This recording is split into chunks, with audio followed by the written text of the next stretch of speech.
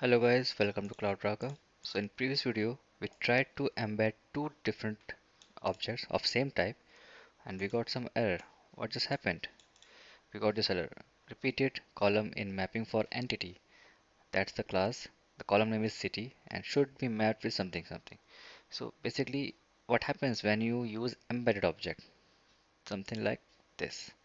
So this is our first example, and what happens when we create any embedded object, it picks the column names from there and paste or creates column accordingly. So what columns we have initially, this is our first, say this one our first example where we just simply added a one field of address type, and that was quite straightforward. What Hibernate did, it adds ID, name and age. There it is, ID. Don't worry about the sequence, it's fine. ID, name, and age. And then address has four fields: city, state, pin code, country. So city, state, pin code, country. So whatever the name of the fields, they become or they becomes the column here. That's fine. It was working fine. Now what happens next?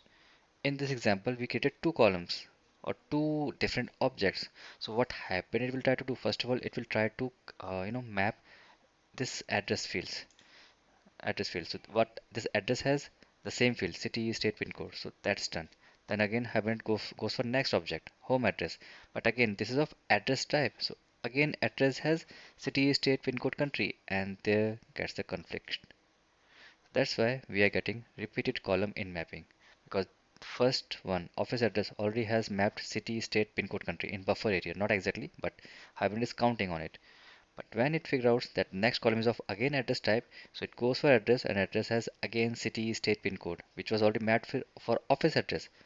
So when it tries to create the same column for the next field, we get repeated column. So that's the reason for that.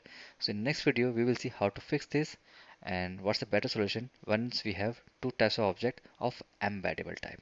Thanks for watching this video guys. Let's meet in next video. Bye bye.